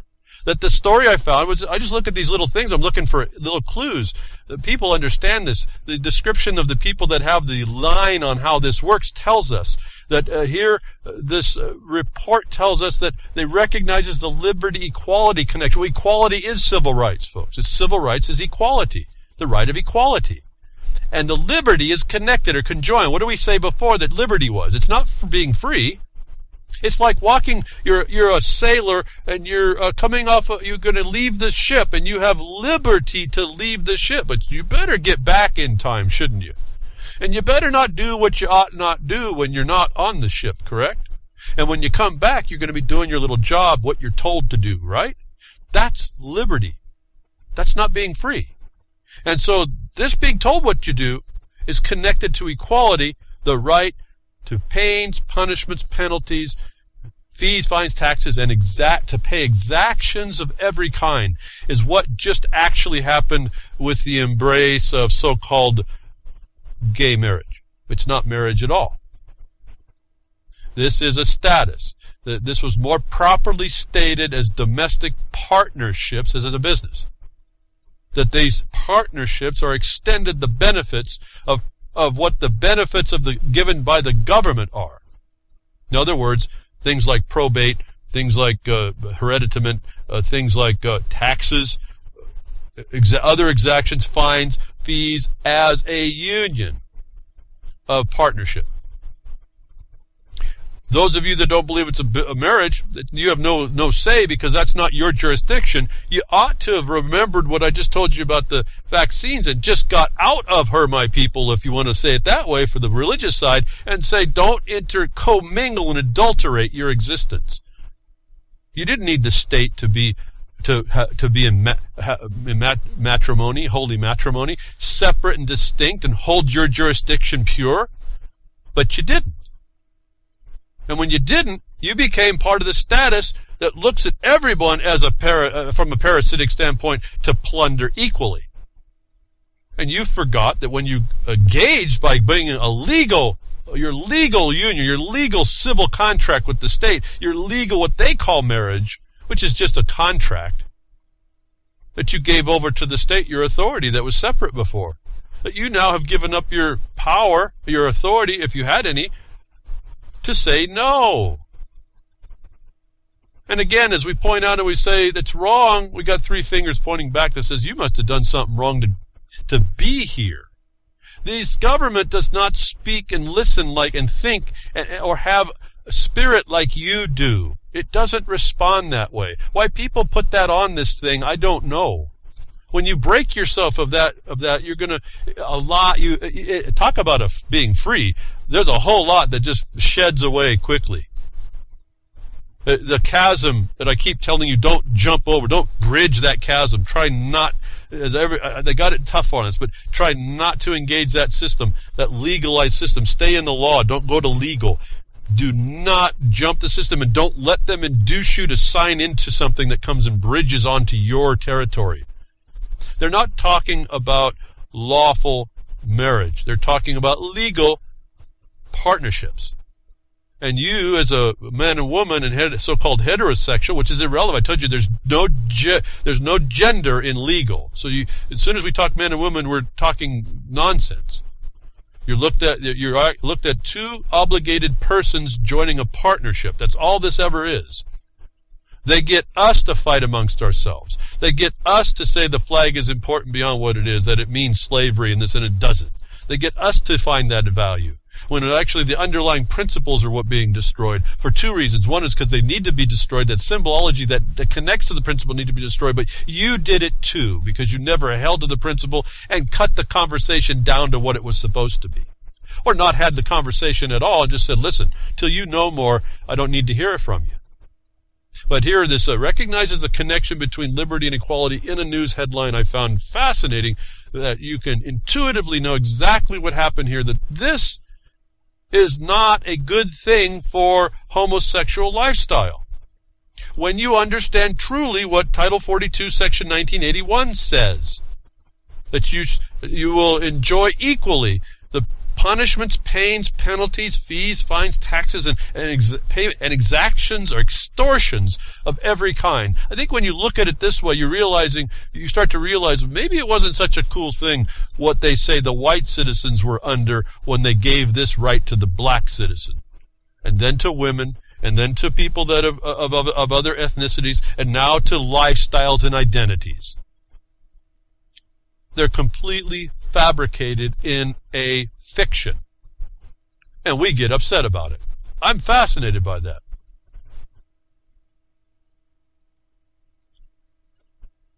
And the question comes on, did this decision in the same-sex marriage obliterate the Constitution? Well, I don't know that they even use the Constitution at some level. They use it just enough to make you believe that these organizations are separate. And I can show you even through our lawsuit that they never have been, actually. Well, see, at least since the 1840s, across the nation into 1900, then they kind of wrapped up, the whole entity structure was kind of wrapped up, and then formalized back by as late as 53. They've kind of got the wraps on by then. All these, this one organization, the Bar Association, now it's an international agent. It has been. That's why it's an NGO. But these people don't care about your Constitution, even if it does exist. They're not deciding it through that. 5 justices just trashed accumulated knowledge of mankind. Well, they didn't. This is legalistic. Mankind has not even entered into the discussion, and that's our fault. What they did make a mention here was one of the goals of the communist, we call communist political structure, was the presenting homosexuality, degeneracy, and promiscuity as a normal and natural and healthy.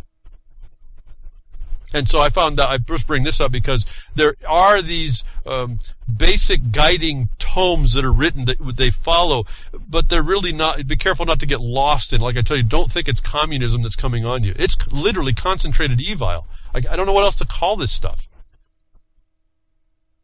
And so that spirit of evile, it sees to bring on degeneracy, it's going to use it as a tool, whether it comes in the name of communism or the rule of law now. Fascinating. So all this comes down at the same time, again, all in the same week. We've got all these players, the Republican Party, the Democratic Party, the Bar Association. It's all these players that we sued to enjoin against all this stuff on the national stage. Again, we can only get so far, but we called it out in 213. We got a default judgment in law. I don't have to have a question anymore. These are the players that you need to step up somewhere, somehow, with some passion to stop something that's not right about it. Otherwise, this is really going to be in your face. If you don't think that the people that are being affected by this in their favor think that this is not a thing and they're going to get it back in your face, you better have another thing. You got another thing coming. This is going to start. This is a snowball. And this is a degeneracy snowball. And what the degeneration is our principles of how society functions and how not to allow oppression and oppressors and occupiers and parasites into our lives. And the more you don't talk about it, or you think you can put your head in the sand or not speak and let it kind of go by, that's not, you're irrelevant. And you may feel comfortable about the fact that it's not in your face, but it doesn't mean that it's not going down the road, and maybe your friends or your little ones aren't being affected by it. I mean, I see this all the time. At some point, I have to step back and say, I just can't solve it all. I see it, but I can't solve it. I see that if we all knew these things, we wouldn't tolerate it, actually. If we didn't buy into what they're saying, it was love wins. That's nonsense. There's no love about this. In fact, I see a lot of hate around this. And in particular, the people that were advancing this agenda, the gay people that I was talked to in the past and since and looked at it, were terrified over. And the observations I made, of which I've told you, and I'll say it again because this is very critical to my mind about this degeneracy thing, is it appears to me, and this is not absolute, but I haven't had anybody tell me different, that when I have discussed or found and discussed with homosexual people long enough, I found out that they had an abuse in their when they were young. That we're dealing potentially here with a large-scale abuse that now has been given the right to be abused more is a fascination to me. An abuse that caused these people to be who they are, a chemical structure in their society and food which helped allow that a little quicker. The word didn't come to me. I slipped my mind, so a little quicker.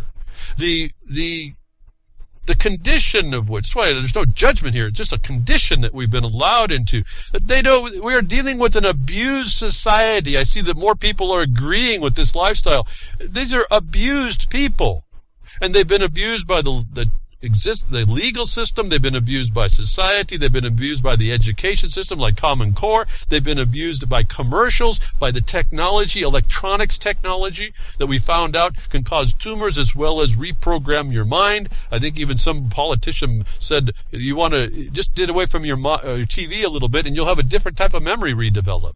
The evidence of electronic manipulation of which tells us we're an abused people watching the acceptance of this by those in control. And we think that's good. The people that are abused think this is good. In a way, this is terrorizing, folks. I mean, to me, at one level, it's terrorizing. At another level, it's quite the fascination. And again, to me, this is all integrated to me. All of this stuff is integrated in the global government's devolution, imposing this concentrated evile, folks. I don't even know. I can't even imagine. In fact, I think I'm blocked. There's something that blocks me from even seeing. I look into this and it's a dark space. It's got no information in it. I think it's that bad. But that dark space means that may not be the eventuality if we would just continue pressing what we want instead, and out these people for the methods that they're going about taking us down, and don't get so judgmental on people that I literally believe, for the most part, being my experience is the gay lifestyle is really one that's been fabricated and built on abuse. That we're looking at our society as being an abused society that agrees with the abuse and agrees to more abuse. And this whole point about agreeing that liberty and equality was a good thing, when you find out equality was the equal right to pay exactions and extortions of any kind and every kind imposed by the government. I can't believe we're right-thinking people to agree to that. And that, to me, that has nothing to do with whatever identity you have, a sexual orientation, or anything. We're an abused society agreeing with the abuser. I could care less about what you want to do in your bedroom, or as long as you keep it quiet. I don't care. Don't come out and think that means you have the right to tell me that I have to believe that you should be further abused and agree to civil rights that I know are an abuse. The abuses of which we were to step up, the example of Lincoln and Obama, of which tells us we're right around the corner for Civil War II, and we may or may not be able to avoid the lead out of the barrel of a gun, or the missile out of a drone, or avoid it at all by doing some other better way. That revolution we need to avoid. But here's our problem. If it is what I'm concerned about, that 60% of the people agreeing to this lifestyle means that we're an abused population agreeing to more abuse, what chances do we really have, folks? 60%. Well, that's a long way to get down to the last 5 to 15%, but this is where the encroachment starts to happen. There's not many of us left, and I hope that I'm one that's not so abused, even though there's an abuse. When I saw the violation and the abuse that goes on, I realized I am abused, but I'm fighting it. I'm not agreeing with it. I'm resisting it. I'm not walking with it. That I don't know that maybe I'm as abused in function as I was by not knowing that I had someone abusing me, and all of us. That I don't want it to continue. That I'm hoping people, and there's not as many as we used to have listeners, I'm hoping more of you start seeing this more, like I'm saying. It's not about your orientation. It's about what the government just did to now re-victimize a bunch of people that were already victims by that same system. And in the meantime of all this, again, the construct together, financial construct, financial servitudes, the feed that you're going to be given, the security about that. Remember, food security was food security to the monopolies that they were setting up in legislation, not for your safety, not for your security, but like Robert said, Obama's scare was just to support the industry of the insurance. Not you, not for your health, that the Senate approves fast-track sending and trade bill to the White House. This is a corporate governance construct in your face. And we were talking before, you think here that Obama is a qualified one here, he's a Democrat. Guess who helped that happen? Remember, we have a federal government that's Republican Party controlled, we're told. And they now sit together with a Democrat president to advance a corporate construct. That has been said to diminish the sovereignty, but I don't know about all that. The sovereignty's in you, folks. Don't let people out talk to you, all of us, not you. We each have our sovereignty, but I mean in force and effect. Each one of us is the power together. Not in communism, but in unified action, independent action in the same, like the drop of water. Everyone, like today, we're not really raining, not really doing anything. It's hotter than heck, humid as heck, and I think the ceiling of the sky is dripping today. each drop of water coming down has a work it can do. And there's not that many today, but when it comes down as a downpour, you'll see gully washes happening. So we together, the drops of water together we can do, but maybe on ourselves it's a little bit slow go. In fact, if you drop in the wrong spot, you become evaporated and you re-enter the cycle, I guess. But Republicans helped this trade deal. So don't think that the Democrats, the Republicans, are distinct and different as to what they want to put on here. It won't matter in your government what's going on. These are the people that wrote these terms that were so inarticulate and so vague that it gave another group of people supposedly doing the check and balance in the government, it gave them the license to make something up that they have no ability under the law to do, which tells you there is no law working in that regard. Now, there is some kind of an interesting dynamic, though, in the law, where the state of Texas said, if we're a state, you can't impose that. And this is the truth as well, under constitutional law, and this is where they start playing it. I'm going to be interested to see how they play this. I think this is a setup, but this is the fact as well, that Texas, any state, if it does not already taking money, to condition itself, debtor not a master be, remember, that it can assert that though the Supreme Court has declared it, the state does not have to agree to it. And this is an interesting dynamic you rarely find around. Well, what's the Supreme Court going to do? Where the will of the people is contrary to the decision of the Supreme Court, it has no power.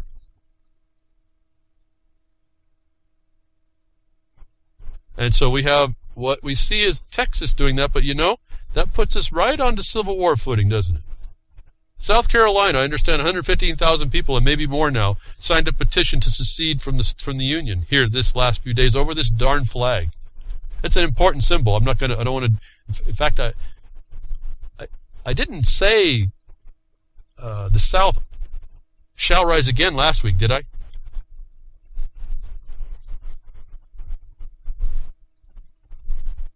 What am I speaking about? It's this independent nature of the people to be independent. It's a people standing up to defend themselves against a northern aggression. That's the symbol that they're wanting to destroy. They want to cloud it up with a bunch of nonsense. I may be a little more southern than a sound here behind the woodshed. Maybe not.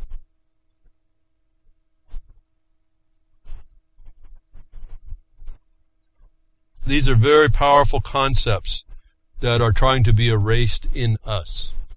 And as I've told you, we're the last ones. You're hearing me today. We may be the last ones to witness this. As fast as this is coming through, as fast as this is being tried to be transformed and changed and then made transparent. You see how they're making these underlying principles transparent to people by the cover of a bunch of charade, facade, and lunacy as excuse. You see how fast this is going on. That the Republican Party, the Democratic Party, and the Bar Association are integral in this function. The Bar Association, of which I have documents from them, explains exactly that they intend this. That these decisions that you're looking at can't be viewed from the context of, let's say, strictly for gay rights, that it's homosexual behavior. The government's not thinking that way. It wasn't thinking that way in Roe versus Wade. It's not thinking about in that regard now. Look at the industry that came up around Roe versus Wade. They were talking about the bottom line in Roe versus Wade. It wasn't about your right to an abortion. They could care less about you. All they care about is whether or not, if you have one, if you kill the production unit, the first production unit, in order to get rid of the second, they don't want that to happen, and they got to have one unit left over to keep producing. That's all they care about. In this case, they gave what they covered underneath the right to have an abortion. They installed a whole industry of behind aborted fetal tissue. And no one seemed to crickets on this stuff. I mean, geez, if that doesn't turn your stomach. And if it doesn't, I don't know. Maybe that's why we're here today. We don't really care.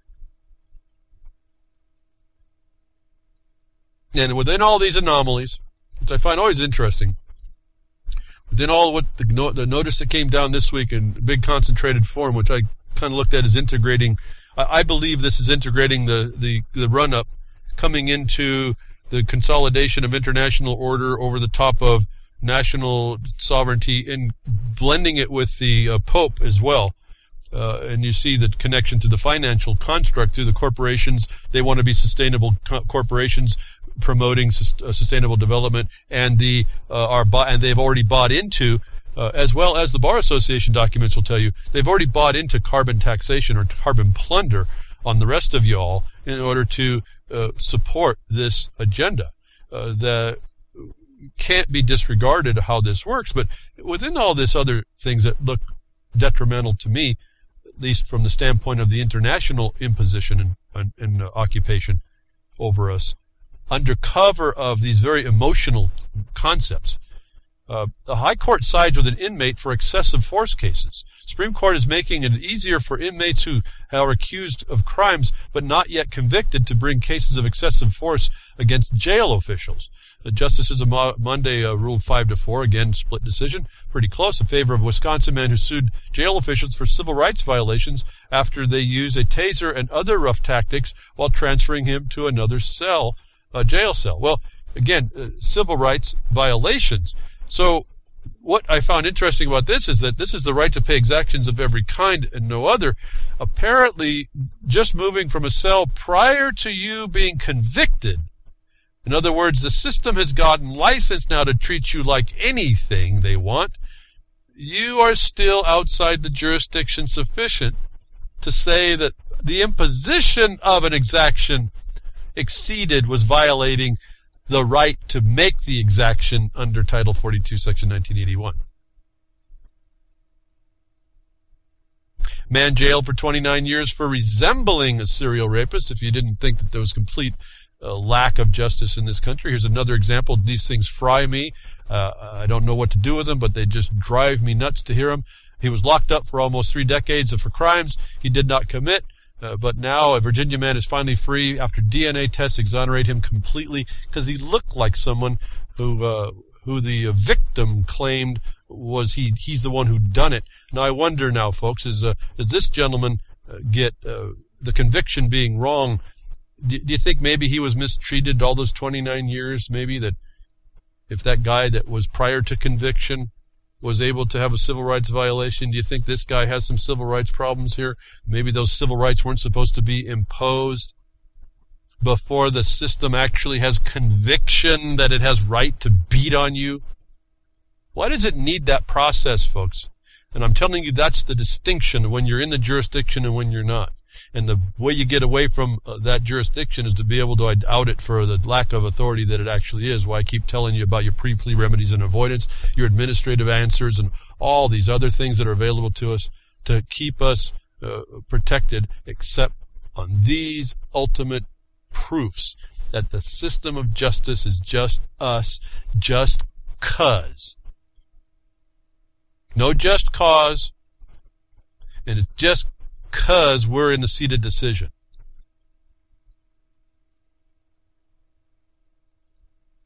Another criminal, and I've been talking to here, you want to talk and you want to believe that these people that are in the world on the world stage, and I'm identifying this guy, this is the agent of a concentrated evile that's coming on us.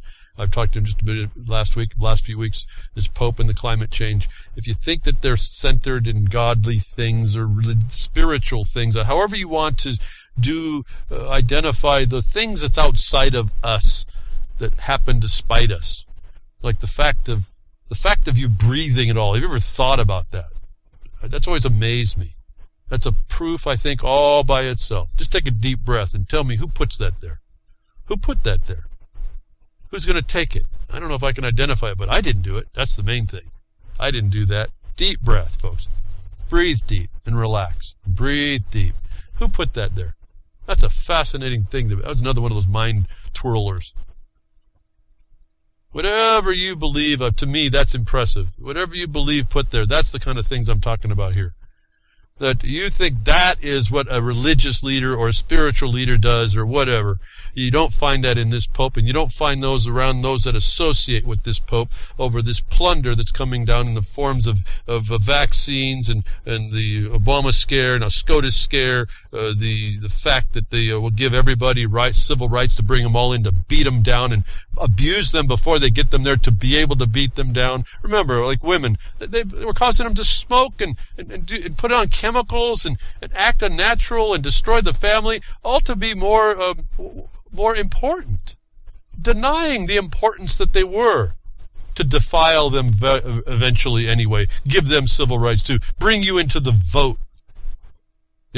Folks, have you ever thought about not unregistering your voter registration, saying, no, I don't vote because I'm not applying that jurisdiction to me? You ever thought about that? It's not about voting, it's about jurisdiction. You have to start thinking about this connection. You find the ultimate criminal. When you present that, will be the one that continues to beat you up, but then you've identified the criminal, haven't you? That this Pope, you think he's representing some spiritual church of some sort. I'm telling you, he's not. He's the agent of an evile. Advances climate change, a global plunder on something that's a lie, a fraud, instituting something that carbon to tax you because you exist. The one that's his advisor, as we report here, does not believe in God, but he does appear to believe in Gaia. If you think that what the Pope Francis has just done was something to do with morals and was something to do with a moral high ground or a better standard, what he's got and the people he associates with advance this fraud. That require that you think in religious terms that are not what they're promoting, as a cover to control you and your world, your literal world, underneath a condition that councils will decide whether or not you're good enough. And we get that out of the UN by saying human rights, you have every right up until the state says you don't. When it doesn't serve the ends of the state, you don't get it. When we don't want you to live, your consent against it means nothing. That's the UN. That's what the Pope is supporting, the UN. The Holy See is an advisor situation inside the UN. The IBA Net, the International Bar Association, is the advisor, the legal rule of law advisor to the Holy See, the membership of which is the Bar Association. Folks, connect the dots. These people are evile. These people fabricate fraud and create it to be reality. These people are insane. And we cannot, well, it's up to us, I guess. I cannot support this kind of nonsense. And I do everything I can in my little frame, my little world, my little freedom to oppose it. I don't just decide I can't do something about it. If I can't, I figure out something I can do and do it anyway. But it's out. Again, I don't want to read this stuff. It's just the notice to us. The advisor to the Pope for this climate change doesn't even believe in the fabricated religion of the Catholics. And I say that as the deeds of the Catholic Church eventuate itself out. Especially where someone, the stature of a Pope, would come out with a teaching to embrace and advance and confirm and promote a fraud. And then by extension, agree to vaccines that hurt and kill you. That agrees by not talking against it, outing the condition. Like Scalia, we don't deal in words, we deal in terms. But I'm going to say that words have no meaning because I know it doesn't have any meaning. Like Ron Paul, I'm going to vote no, even though in the bill that I'm voting no on, that's going to pass even though I'm the only one voting no, my district gets money. These same methods of deception kind of drive me nuts, but they're there for us to see that the guy that's writing a moral teaching that has nobody advising him that's within the confines of his own jurisdiction for morality. You get the link when you want to go read it if you want. Another report, again, these people, this guy bringing on this whole, this Laudato Si, or be praised. You be praised if you follow concentrated evile, is what this document is. The Incongruent Humanists Manifesto. Inhuman, if you take the first few letters of each one of those. Incongruent Human Manifesto. It's inhuman. It's an oxy hyphen moron, this stuff. It is advanced by people that aren't even faithful even to an adulterated faith.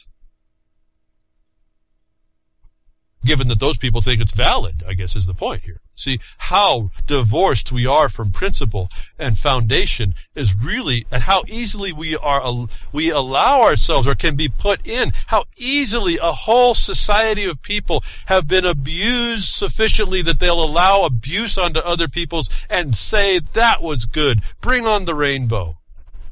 That I heard, and I saw pictures, but I don't know the timing.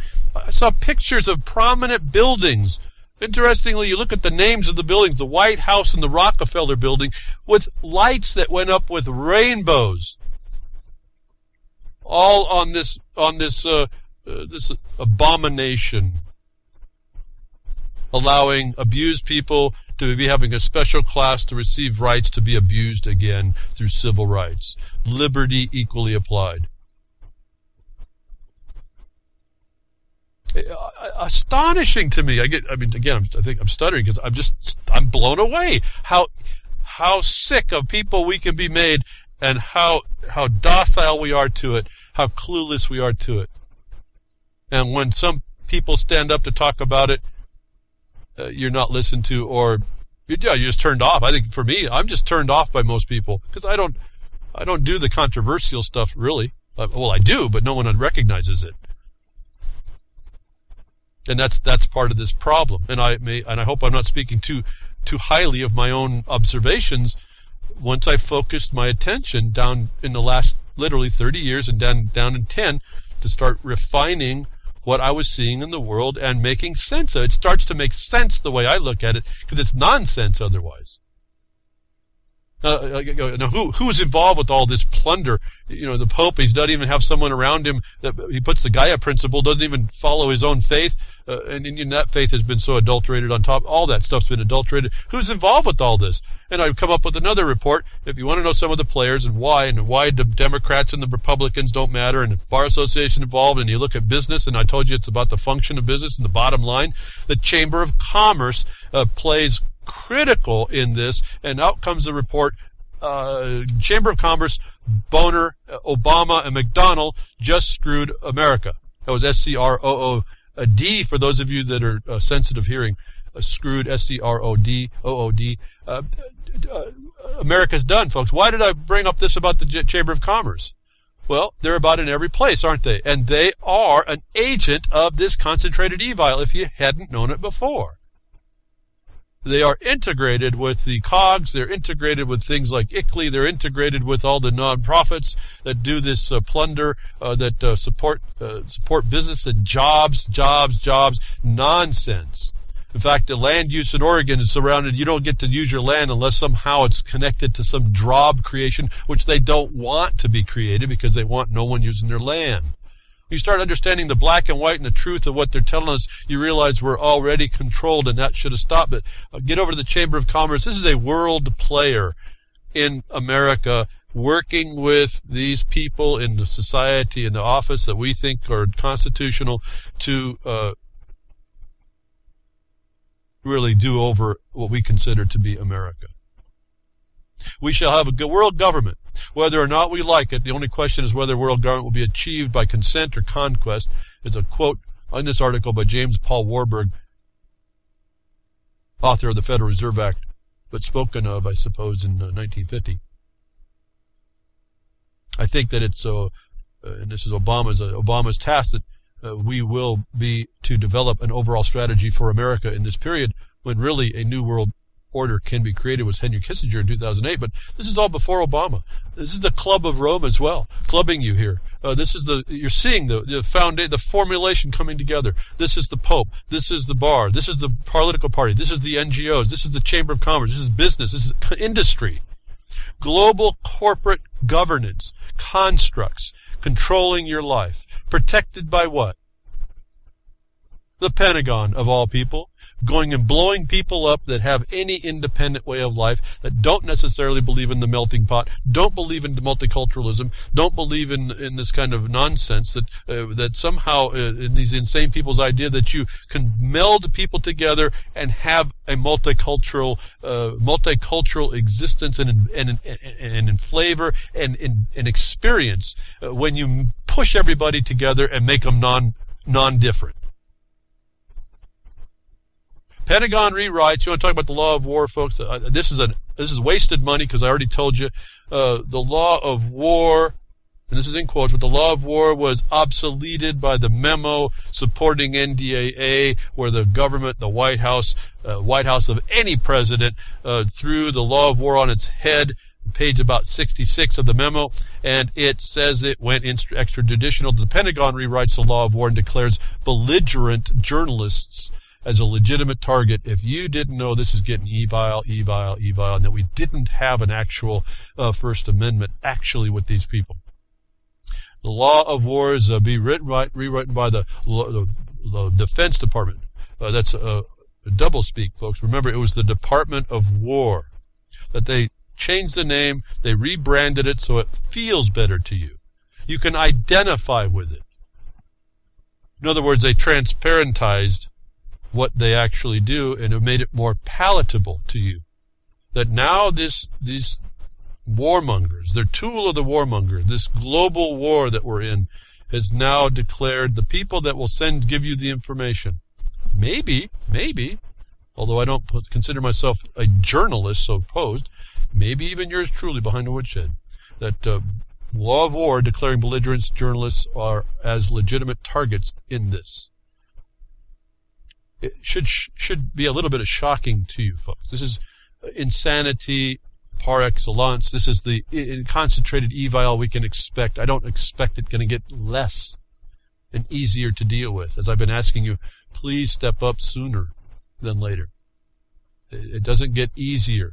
What gets easier is if you start sooner, because then you get more experience, you get more tools, you get more things, and one day you're not looking at somebody who wants to do you harm and not having a way to either anticipate it or protect yourself. That day may come anyway if we get into Civil War 2.0. But we'll see. Maybe we're a little more prepared if it goes there. I hope we don't go there. I hope we knock out that revolution. We don't let history repeat itself. And we take the symbol that Obama was to blend Lincoln with Roosevelt to finally destroy America and bring on this new age of northern aggression, as it was put on the South, to destroy independence for interdependence in the world. I hope that we can turn that tide. I guess that's where I'm the optimist, even in these times. We still have 40% of us that don't believe what happened to abused people to give them rights to be abused is good. That's a little bit encouraging. The problem is that there's those 60% that thought that was okay and didn't understand the underlying point. So thank you very much for tuning in today. Thank you for the work, all the hard work at WT. Went down, went up, came down, went up. RLM went down, came up, and had a little bit of work, and came up yesterday real late. Thank you for all the hard work, folks. A lot of work behind the scenes, keeping the voices, the ability to have my voice go out, or anybody else, and like Bo Diddy Music, Grimner right before the broadcast, he does the blues and things, Grammy Mary, and whoever else is on the WT and RLM networks. Just trying to keep the word out is a lot of work. So donate that if you can. Keep working to support that. And otherwise, there's no message. You start working on your own ideas that may not be so comprehensive. Maybe you've seen what I've said today. Maybe you didn't. I hope I brought something that maybe you didn't see that makes it a little more sense about what we're really having to fight. We're not fighting the obvious here. We're not fighting the obvious here. So don't fight something you think is obvious. It's not what you're up against. Take care. See you next week.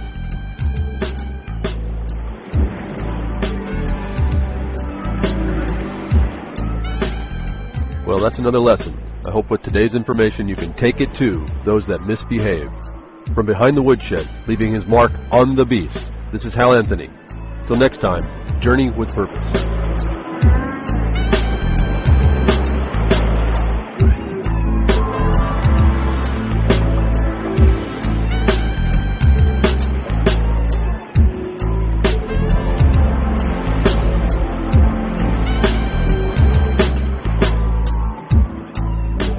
So that's what opening up a can of whoop-ass feels like. Son, you just opened a whole case of whoop-ass.